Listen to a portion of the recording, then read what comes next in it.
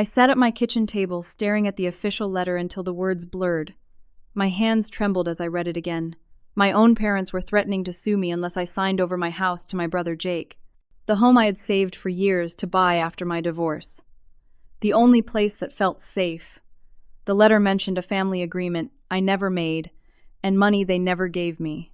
But when my lawyer started laughing at their threats, I never expected it would lead to the moment that would finally set me free from 30 years of emotional chains. Let me back up and give you the full picture. I'm Kayla, 32 years old, and I teach 4th grade at Westlake Elementary in Portland. I grew up in a middle-class neighborhood with my parents Diane and Thomas, and my younger brother Jake. From the outside, we probably looked like the perfect American family, but behind closed doors, the dynamic was clear. Jake was the golden child, and I was the afterthought. When Jake needed new sneakers for football, they appeared the next day. Meanwhile, I wore hand-me-downs from my cousin Tracy until I started babysitting at 13 to buy my own clothes. For Jake's 16th birthday, my parents surprised him with a used car. For mine, I got a card with $20 inside and a reminder to be grateful. The pattern continued throughout our childhoods. My parents never missed a single one of Jake's football games, even when they had to drive 3 hours each way. But when I won the state science fair in 10th grade, neither of them showed up. My mother said she had a migraine, and my father claimed he couldn't get time off work. Later that week, they both took a day off to attend Jake's regular season game. College was where the difference became impossible to ignore. My parents paid Jake's full tuition at State University, covered his apartment, and gave him a monthly allowance. He still managed to flunk out after 3 semesters. When it was my turn, they sat me down for what they called a realistic conversation about finances. "We just don't have the money to send you both to college," my father explained conveniently, forgetting they'd already spent a small fortune on Jake's failed attempt. So, I worked 2 jobs while maintaining a full scholarship. I graduated with honors in education with minimal student loans that I paid off in 5 years through careful budgeting. I thought things might change when I met David. We dated for a year before getting married, and my parents seemed to approve of him. He worked in finance and came from a good family, as my mother put it. For the first time, I felt like I'd done something right in their eyes. The marriage lasted 5 years until I discovered David had a gambling problem he'd hidden from me. He'd drained our joint savings account of $37,000 money we'd been saving for a house down payment. When I confronted him, he broke down and admitted he'd been hiding his addiction for years. I was devastated but willing to work through it if David would get help. He refused, saying I was overreacting. When I filed for divorce, my parents were horrified, but not for the reasons you might expect. "Marriage takes work, Kayla." My mother scolded over the phone. "David made a mistake, but you're supposed to stand by your husband." "He stole our entire savings," I reminded her. "Maybe if you had been more supportive, he wouldn't have needed to gamble," my father chimed in from the extension. That was the moment I realized they would always take someone else's side over mine, even when I was clearly the wronged party. After the divorce was finalized, I moved into a tiny apartment and worked extra shifts tutoring after school and teaching summer school. For 2 years, I saved every penny possible for a down payment on a house. I wanted the security of knowing no one could take my home away from me again. Finally, after countless sacrifices, I had enough saved for a modest down payment. I found a small cottage-style house in an up-and-coming neighborhood. It needed work, but it had good bones and character with a small backyard where I planned to start a garden. At the closing, I cried tears of joy. This was mine. I had done this on my own without help from anyone. The first few weeks were blissful. I painted the walls, installed new light fixtures, and found second-hand furniture that fit the space perfectly. For the first time in my adult life, I felt truly at peace. I decided to host a small housewarming party to celebrate this milestone. I invited a few close friends from work, my cousin Tracy, and reluctantly my parents. I hadn't seen them in person since the divorce, and part of me hoped that seeing my achievement might finally make them proud. The evening started well enough. My coworkers brought thoughtful housewarming gifts, and Tracy brought a beautiful handmade quilt for my bedroom. My parents arrived late, which wasn't surprising, but what did surprise me was that they weren't alone. "Look who we brought," my mother announced cheerfully as Jake strolled in behind them. Jake looked the same as always, confident and entitled. He hadn't bothered to bring a gift, and he immediately headed for the food table. "He just moved back to town," my father explained, clapping Jake on the shoulder proudly. Lost his job in Seattle, but you know Jake, he'll land on his feet. I forced a smile, trying not to let this unexpected development ruin my night. But then my mother dropped the bombshell that would change everything. Isn't it wonderful timing, she beamed. Jake needs a place to stay temporarily, and you have this whole house to yourself. It's perfect. I felt the room spin slightly as I processed what she was suggesting. They hadn't come to celebrate my achievement. They'd come with the expectation that I would offer my brand new home to my unemployed brother. Everyone in the room was looking at me, waiting for my response. The silence stretched uncomfortably until Tracy, bless her heart, interrupted by asking for a tour of the backyard. As I escaped the room, I caught the smug look on Jake's face that told me he'd already mentally moved in. Against my better judgment, I agreed to let Jake stay for 2 weeks maximum while he apartment hunted. My parents were so pleased that they actually hugged me goodbye, something they rarely did. We knew we could count on you, my father said with a meaningful squeeze of my shoulder. Jake moved in the next day with 4 large suitcases. I put the rest of my stuff in storage, he explained casually, as if the volume of his belongings didn't contradict the temporary nature of his stay. It took less than 24 hours for me to regret my decision. Jake treated my home like a hotel where he was the only guest that mattered. He left wet towels on the bathroom floor, dirty dishes in the sink, and his belongings scattered throughout the common areas. When I asked him to clean up after himself, he acted as if I was being unreasonably strict. Relax, Kayla. It's just a little mess, he'd say before returning to whatever video game was currently occupying his time. Jake had no regard for my schedule either. As a teacher, I needed to be in bed by 10 on weeknights to function properly the next day. Jake, on the other hand, invited friends over without asking, and kept me awake with their loud conversations and music until the early hours of the morning. When I confronted him about it, his response was infuriating. You need to learn how to have fun, sis. Your place is so boring, like a museum or something. Nobody wants to live like that. The final straw came when Jake began criticizing my decorating choices to his friends right in front of me. Yeah, it's super basic, but I'm helping her make it livable, he told them, gesturing dismissively at the living room I'd spent weeks painting and furnishing. 2 weeks came and went with no signs of Jake job hunting or apartment searching. Meanwhile, my parents called constantly, but not to check if Jake was respecting my home or looking for work. No, they wanted to know if Jake was settling in okay and whether I was making him feel welcome. One evening, after a particularly exhausting day at school, I noticed my wallet wasn't where I'd left it on the kitchen counter. After searching frantically, I found it tucked behind a cushion on the couch. When I opened it, I discovered that $60 in cash was missing. I told myself it might have been a mistake, that maybe I'd spent the money and forgotten about it. But then my credit card statement arrived with charges I didn't recognize. A bar tab for over $100, an online gaming subscription, and a food delivery service I never used. All made on nights when Jake had been home alone with access to my purse. I was furious. I confronted him, that evening credit card statement in hand. What, I never touched your credit card, Jake insisted, looking offended. Maybe you got hacked or something. The food was delivered here, Jake, to this address, while I was at work. And you signed for it. The delivery service has your signature. He shrugged the picture of innocence. They must have made a mistake. You know how those delivery guys are. I didn't believe him for a second, but I had no concrete proof he'd stolen the cash. I called my parents, hoping they might back me up, or at least speak to Jake about respecting boundaries. Kayla, why would Jake need to steal from you? My mother asked, her voice dripping with disapproval. He comes from a good home. We raised him right. And what about me? Wasn't I raised right too? There was a telling pause before my mother replied. You've always been different. More difficult. Being responsible isn't being difficult, Mom. This is exactly what happened with David, you know, my father chimed in. You get so caught up in little things instead of seeing the big picture. Family is supposed to help each other out. I am helping him out, I protested. He's living in my house rent-free, eating my food, and apparently using my credit card without permission. Now you're just being petty, my mother sighed. If you had a generous heart like your brother, you'd understand what it means to be family. After 6 weeks of Jake's temporary stay with no end in sight, I'd reached my breaking point.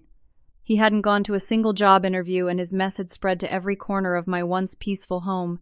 That morning I'd found mold growing in a coffee mug he'd left under the couch for God knows how long. I sat him down and spoke firmly. Jake, I agreed to 2 weeks. It's been 6. You need to find your own place by the weekend. He smirked, not even bothering to fake concern. Come on, sis. Don't be so uptight. Mom and Dad think it's a great arrangement.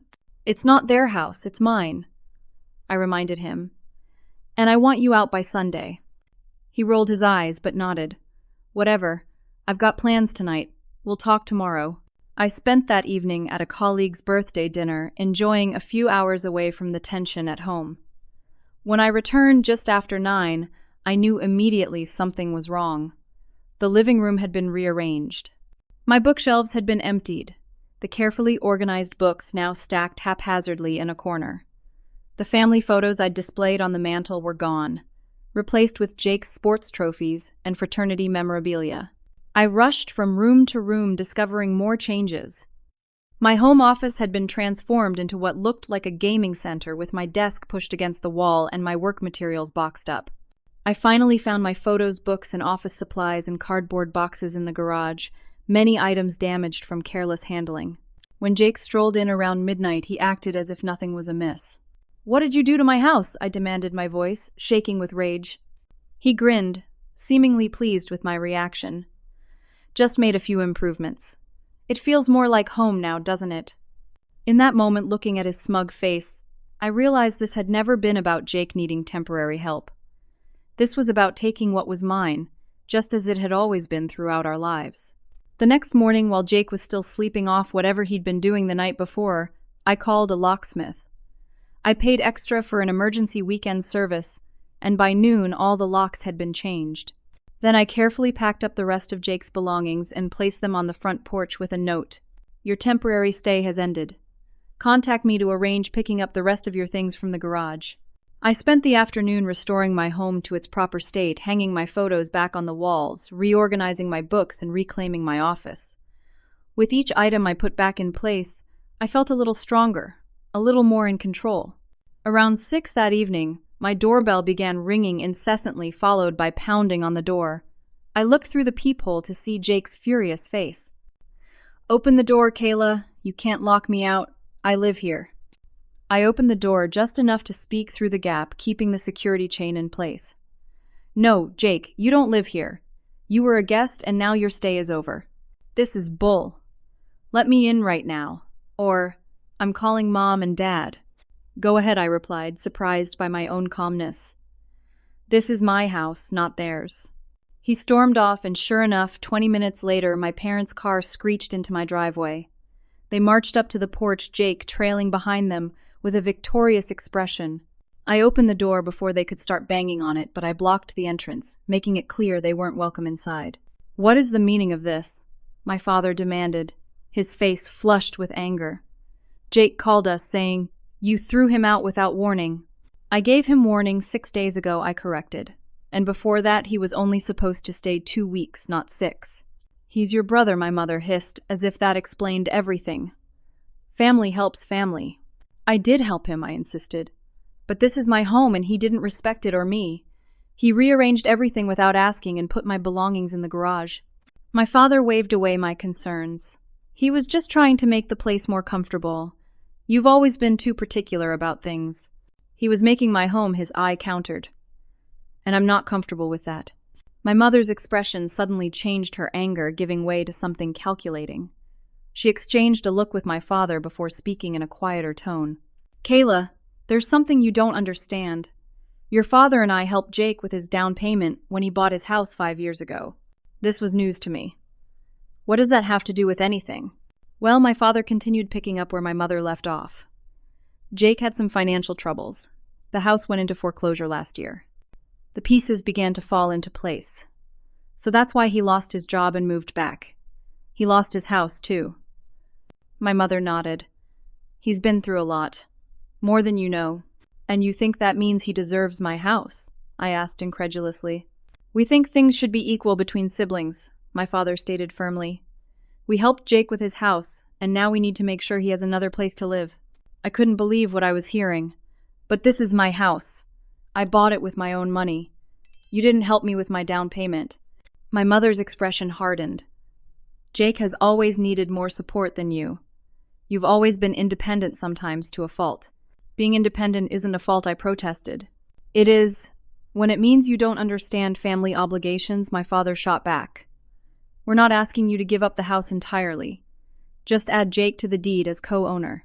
I shook my head trying to process this absurd request. Absolutely not. I worked for years to afford this place. Jake can do the same. My parents exchanged another look, and then my father reached into his jacket and pulled out a folded document. We didn't want to do this, but you leave us no choice, he said, handing me the paper. We contributed $50,000 toward your down payment with the understanding that the house would eventually be shared with Jake. I unfolded the paper to find what looked like a loan agreement with my signature at the bottom, except I had never seen this document before, and the signature, while similar to mine, wasn't authentic. This is fake, I said, my voice barely above a whisper. You know you never gave me money for this house. I saved for it myself after David gambled away our savings. We have copies of the checks and transfer receipts, my mother countered smoothly, and text messages where you agreed to our terms. I stared at them, these people who had raised me, who were now trying to gaslight me into believing a complete fabrication. In that moment, something broke inside me, but something else, something stronger began to form in its place. Get off my property, I said quietly. All of you. Now. You'll be hearing from our lawyer, my father warned as they retreated to their car. Don't make this harder than it needs to be, Kayla. As I watched them drive away, Jake smirking at me from the back seat, I had no idea how much worse things were about to get. 3 days later, I was monitoring the lunch period at school when the front office called me. A man in a suit was waiting to speak with me. When I arrived, he handed me a thick envelope and stated formally, "You've been served, Miss Matthews." My hands trembled as I accepted the envelope, acutely aware of the curious stares from my colleagues and students. The man left without another word, and I retreated to an empty classroom to examine the contents. My parents were suing me for breach of contract and unjust enrichment. According to their complaint, they had invested $50,000 in my house purchase with a verbal agreement that it would eventually go to Jake. They claimed I had violated our agreement by refusing to add Jake to the deed as co-owner. The evidence they presented was disturbing in its detail. There were copies of what appeared to be cashier's checks made out to me, bank statements showing transfers that never happened, and screenshots of text conversations we never had. Everything looked legitimate at first glance, but I knew it was all fabricated. I spent that evening in a state of panic. How could I prove these documents were fake? It would be my word against theirs, and they had evidence, however fraudulent. My stomach churned at the thought of a judge believing their lies. The next day was even worse. Friends started calling and texting, asking strange questions. Is it true you stole Jake's inheritance? I heard you took advantage of your parents' generosity and then kicked them out of your life. Apparently, Jake had been busy spreading his version of events throughout our social circle. According to him, our parents had given me money that was meant to be shared between us, but I had selfishly kept it all for myself. The stress began to affect my health. I couldn't sleep, barely ate, and had trouble focusing at work. I started having panic attacks, something I'd never experienced before. During one particularly bad episode, a fellow teacher found me hyperventilating in the faculty bathroom. "Kayla, you need help," she said, holding my hand as I tried to steady my breathing. My sister went through something similar with her ex-husband. She used an attorney named Morgan Wilson who specializes in family law. Here's her card. I called Morgan's office that afternoon and was relieved when they offered me an appointment the next day. Morgan turned out to be a sharp-eyed woman in her 50s with a no-nonsense demeanor that immediately put me at ease. Tell me everything, she instructed, and don't leave anything out, no matter how small or insignificant it might seem. I spent the next hour detailing my relationship with my parents and Jake, the recent events with the house and the lawsuit they'd filed against me. Morgan listened intently, occasionally making notes, but mostly just absorbing my story. When I finished, she asked to see the documents I'd been served. I handed over the envelope and she began examining each page carefully. After several minutes of silence, Morgan did the last thing I expected. She started laughing. Not just a chuckle, but a full-bodied laugh that seemed to bubble up from deep within her. "Miss Wilson?" I asked, confused by her reaction. She removed her glasses and wiped her eyes. "I'm sorry, Kayla. I'm not laughing at your situation, which is serious and disturbing. I'm laughing because your parents have just committed multiple felonies with these forged documents, and they did it in the most amateur way possible. What do you mean?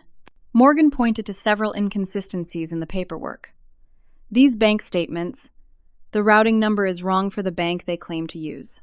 These text messages, the timestamps don't align with the dates they're claiming. And this signature, I'd bet my license it won't match your actual signature when we have it analyzed. I felt a wave of relief wash over me. So they won't get away with this. Not only will they not get away with it, Morgan assured me, but they've opened themselves up to serious criminal charges. Forgery, perjury, filing a false lawsuit, mail fraud if they sent any of this through the postal service. We're talking potential jail time, Kayla. The gravity of the situation hit me. My own parents had committed crimes in their attempt to take my house from me and give it to Jake. What do we do now? I asked. Morgan laid out two options. We can send a stern cease and desist letter pointing out that we're aware of the forgeries and threatening criminal charges if they don't drop the lawsuit immediately. Or we can go directly to the police and the district attorney with evidence of these crimes. I felt torn between the logical course of action and 32 years of conditioned family loyalty. They're still my parents, I said weakly. Morgan's expression softened. Kayla, what they're doing isn't just illegal, it's a form of emotional abuse. They're trying to gaslight you into believing their fabricated reality. They're trying to take something you worked hard for and give it to someone who didn't earn it. As your attorney, I need to ask, would they show you the same consideration if the roles were reversed? I knew the answer. They wouldn't. They never had. I took a few days to consider Morgan's words and my options. In the end, I decided to have her send a strongly worded legal response to my parents' lawsuit. The letter detailed the obvious forgeries in their documents, outlined the potential criminal charges they could face, and demanded they withdraw their lawsuit immediately. This is giving them more consideration than they deserve, Morgan warned as she drafted the letter. But I understand your reluctance to press criminal charges against family members. I appreciated her understanding, though part of me wondered if I was making a mistake by not taking stronger action. Maybe I was falling back into old patterns, trying to keep the peace even when I was clearly being wronged. My parents' response came faster than I expected, but it wasn't what I'd hoped for. Instead of backing down, they doubled down, sending a new letter threatening to expose secrets about my past if I didn't comply with their demands. What secrets could they possibly be talking about? Morgan asked during our follow-up meeting. I racked my brain but couldn't think of anything significant. I was a pretty boring kid and young adult. Good grades followed the rules. The worst thing I ever did was skip school once in 12th grade to study for a math test. Morgan smiled wryly. So it's an empty threat designed to scare you. Classic manipulation tactic. The situation escalated further when Jake showed up at my school during afternoon dismissal. I was helping students board their buses when I spotted him marching across the parking lot toward me. We need to talk, Kayla, he shouted, drawing the attention of children, parents, and other teachers. Jake, I'm working. This isn't the place, I said quietly, trying to maintain my composure in front of my students.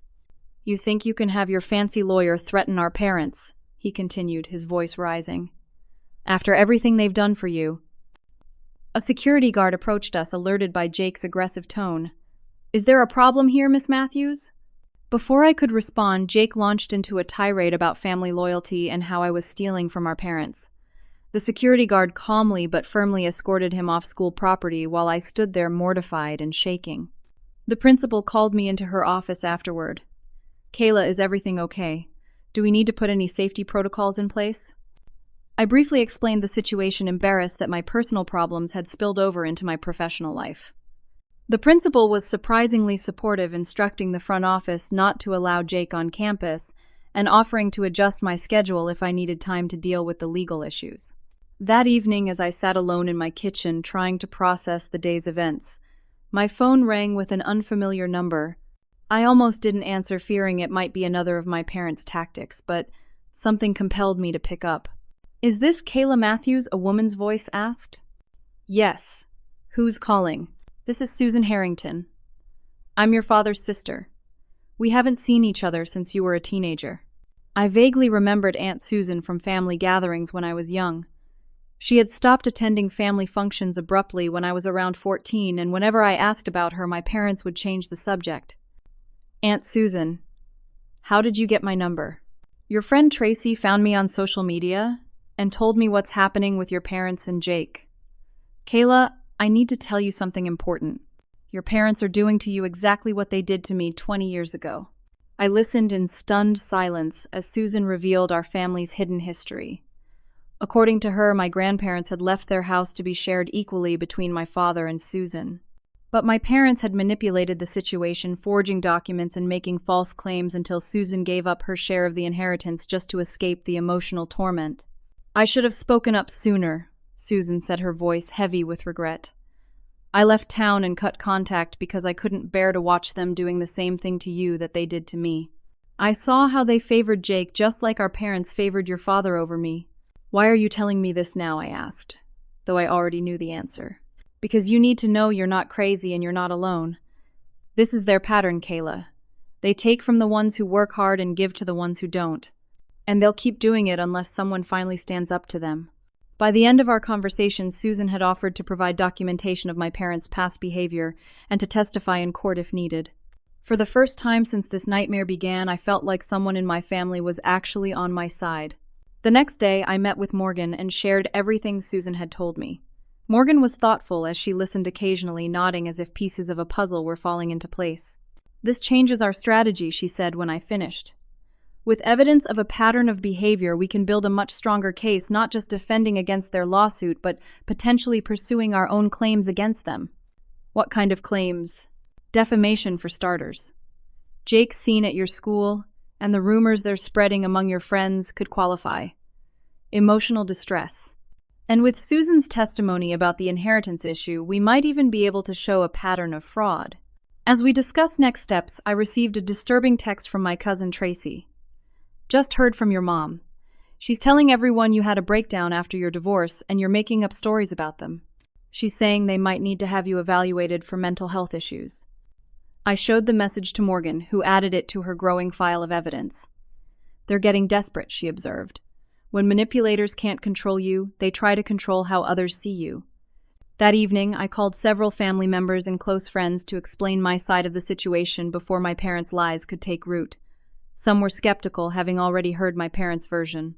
Others seemed relieved, saying they'd always sensed something was off in how my parents treated me compared to Jake. Through these conversations, I discovered just how extensive my parents' campaign against me had become. They had contacted my ex-husband David, my principal, and even old college friends, spinning a narrative that I was unstable and vindictive. It was a coordinated effort to discredit me before I could expose their fraud. As painful as this revelation was, it strengthened my resolve. I wasn't just fighting for my house anymore. I was fighting for my reputation, my dignity, and my right to be treated fairly after a lifetime of being the family scapegoat. When I met with Morgan again to develop our comprehensive legal strategy, I was ready to take a much stronger stance than I had initially been comfortable with. I want to file for restraining orders against both Jake and my parents, I told her firmly. And I want to pursue a countersuit for defamation and emotional distress with all the evidence we have. Morgan nodded approvingly. I think that's wise given their escalating behavior. We'll need to document everything thoroughly. Over the next week, we gathered evidence including security footage from the school showing Jake's outburst, testimonials from friends who'd been contacted by my parents with false information about me, and detailed records from Susan about the previous inheritance fraud. Morgan filed motions for temporary restraining orders and began preparing our countersuit. The legal machinery was now in motion, and there was no going back. I felt simultaneously terrified and liberated, like I was finally standing up after a lifetime of being pushed down. But my parents and Jake had one more shocking move to make before things came to a head. While I was at work the following Tuesday, my phone buzzed with an alert from my home security system. The notification showed that my front door had been opened, but I hadn't given anyone access codes or keys. I immediately called the police and left school early, my heart pounding as I drove home. When I arrived, 2 police cruisers were parked in my driveway. An officer approached as I got out of my car. Miss Matthews. We responded to a possible break-in at this address. Yes, I got an alert from my security system. Did you find anyone inside? The officer's expression was grim. We apprehended 2 individuals attempting to access your property. They claim to be your parents and say they have a right to enter the home because they partly own it. I felt sick. They don't own any part of my house. They're currently suing me over false claims about the property. The officer nodded. They mentioned there was a legal dispute. However, they couldn't provide any documentation proving ownership, and they triggered the security system, which constitutes attempted breaking and entering. I looked past him to see my parents sitting in the back of one of the police cruisers. My mother caught my eye and gave me a look of such venomous hatred that I physically recoiled. "Would you like to press charges?" the officer asked. The question brought me up short. Press charges against my own parents. The very idea seemed unthinkable. But then I remembered everything they'd put me through, not just in recent weeks, but throughout my entire life. The favoritism toward Jake, the emotional manipulation, the forged documents, the attempts to ruin my reputation, and now breaking into my home. Yes, I said, my voice stronger than I expected. Yes, I want to press charges. The officers took my statement and explained the next steps in the process. My parents would be taken to the station, booked on charges of attempted breaking and entering, and would likely be released on bail pending a court date. As soon as the police left with my parents in custody, I called Morgan to update her on this latest development. She wasn't surprised. Their lawsuit is falling apart, so they're getting desperate, she explained. This actually strengthens our case for the restraining orders. I'll let the court know about this incident right away. The next day, Aunt Susan arrived in town. We met at a quiet cafe away from my neighborhood just in case Jake was watching my house. Susan was in her early 60s with the same blue eyes as my father, but her warm smile was nothing like his perpetual look of disapproval. "You look just like your grandmother," she said, embracing me. "She would be so proud of you for standing up for yourself." Susan had brought a small suitcase full of documents, old letters, legal papers, photos, and journals that chronicled the previous inheritance dispute and my parents' pattern of manipulation. I kept everything she explained, spreading the papers across the table. I knew someday the truth would need to come out. Among the documents was a letter from my grandfather explicitly stating his wish for the family home to be shared equally between my father and Susan. There were also bank records showing my father had drained a joint account he'd shared with his parents shortly before my grandfather's death. The parallels are uncanny, Morgan observed when I brought her the documents. They used almost identical tactics against Susan that they're using against you now. Same false accusations, same attempts to paint her as mentally unstable. With Susan's evidence added to our growing case file, Morgan filed our countersuit and finalized the restraining order applications. A court date was set for the following week to address both the restraining orders and my parents' original lawsuit. The days leading up to the court appearance were some of the most stressful of my life. I took a leave of absence from work to prepare with Morgan and to avoid any further confrontations with Jake or my parents. Friends took turns staying with me at night, concerned about my safety after the break-in attempt. Through all this turmoil, I was surprised to discover an inner strength I never knew I possessed. Each time my parents or Jake tried a new tactic to intimidate or discredit me, I found myself becoming more determined rather than more fearful. It was as if a lifetime of suppressing my own needs and feelings had created a wellspring of resilience that was finally breaking free. The evening before the court date, I sat with Susan and Tracy in my living room, reviewing our strategy one last time. "They'll try to make you look emotional and unstable," Susan warned. "That's their go-to move. They did it to me, and they're already trying to do it to you." "Just stick to the facts," Tracy added. "The documents speak for themselves." I nodded, grateful for their support, but still anxious about facing my family in court. What if the judge doesn't believe me? "The evidence is overwhelming," Susan assured me. "And remember, they're the ones who crossed the line into criminal behavior with the forgeries and the break-in. You're just defending what's rightfully yours." As we talked, my phone pinged with a text message from a number I didn't recognize. "You have no idea what you're up against. Drop everything now or you'll regret it." I showed the message to Susan and Tracy. "That's definitely Jake," Tracy said, frowning. "He used to send messages like that to kids in school when he didn't get his way." I forwarded the text to Morgan, who responded immediately. "Document everything. This is intimidation of a witness, another crime to add to the list." Despite the threatening message, I slept surprisingly well that night, as if my body and mind had finally accepted that I was doing the right thing. Tomorrow would be difficult, but it would also be the beginning of the end of my family's control over my life. The morning of the court date dawned bright and clear. I dressed carefully in a conservative navy blue dress that projected calm confidence. Susan Tracy and 2 supportive colleagues from school accompanied me to the courthouse, forming a protective circle as we navigated through the press of people in the lobby. And then I saw them, my parents and Jake, huddled with their attorney near the courtroom entrance. My father looked diminished somehow, his usually imposing presence reduced by the seriousness of the setting. My mother's face was set in grim lines, her eyes darting nervously around the hallway. Jake predictably looked smug and unconcerned, as if this were all some game he expected to win. "Ignore them," Morgan whispered, guiding me past my family without making eye contact. "We're fully prepared. Just remember to speak clearly and stick to the facts." As we entered the courtroom, I took a deep breath and squared my shoulders. For the first time in my life, I was truly standing up to my family, and whatever happened next, I knew I would never go back to being the person who always gave in to their demands. The courtroom was smaller than I'd imagined, more intimate in a way that made the confrontation feel even more personal. Judge Elaine Watkins, a stern-looking woman in her 60s, presided over the proceedings with an air of no-nonsense efficiency. "We're here addressing 2 related matters," she began. A civil suit filed by Thomas and Diane Matthews against their daughter Kayla Matthews regarding property ownership, and a request for restraining orders filed by Kayla Matthews against Thomas Diane and Jacob Matthews. My parents' attorney went first, presenting their case with smooth confidence. He showed the forged documents, explained their claim that they had contributed significantly to my home purchase, and argued that I was violating a family agreement by refusing to add Jake to the deed. Throughout his presentation, I kept my expression neutral, though inside I was seething at the blatant lies.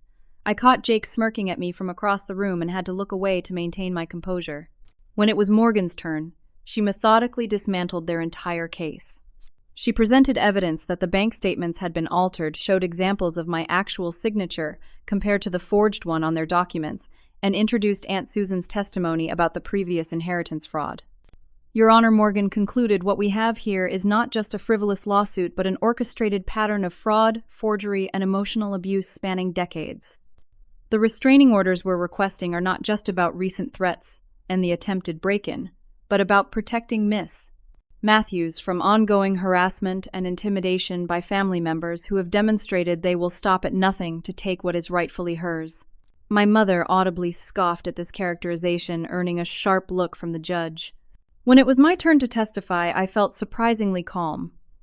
I described my relationship with my parents and Jake, the favoritism I'd experienced throughout my life, and the recent escalation of events.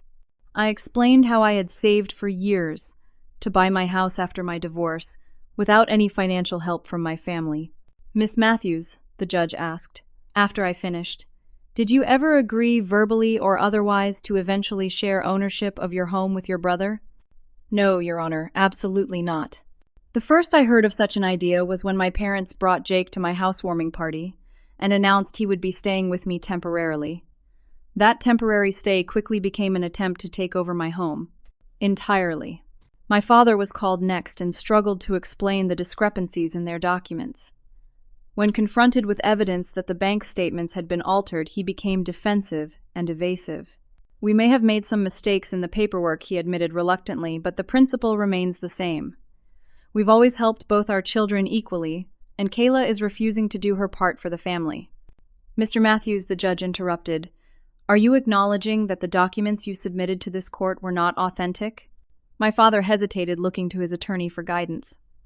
"We reconstructed them from memory because the originals were lost," he finally said.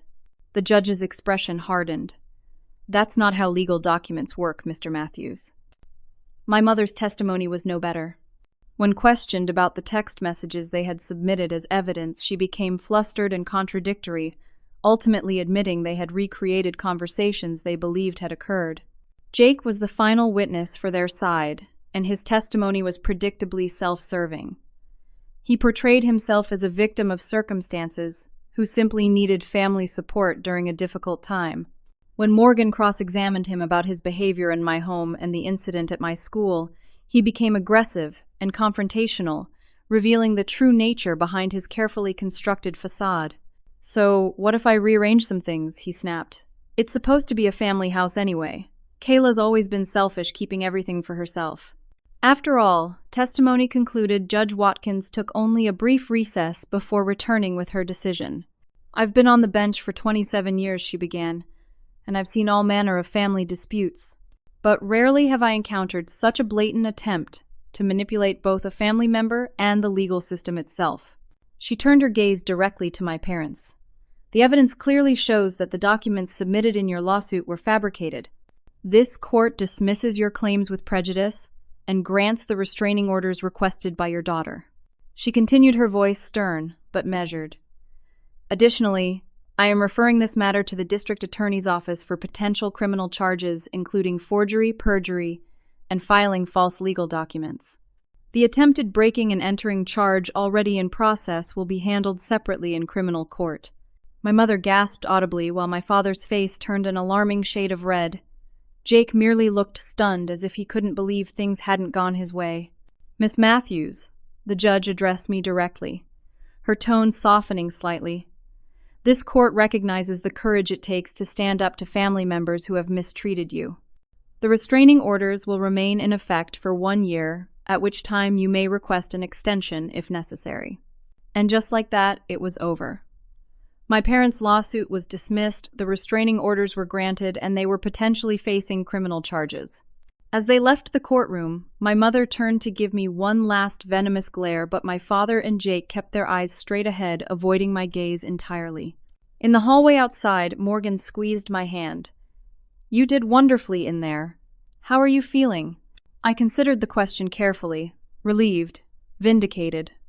A little sad, but mostly free. The aftermath of the court case brought significant changes to all our lives.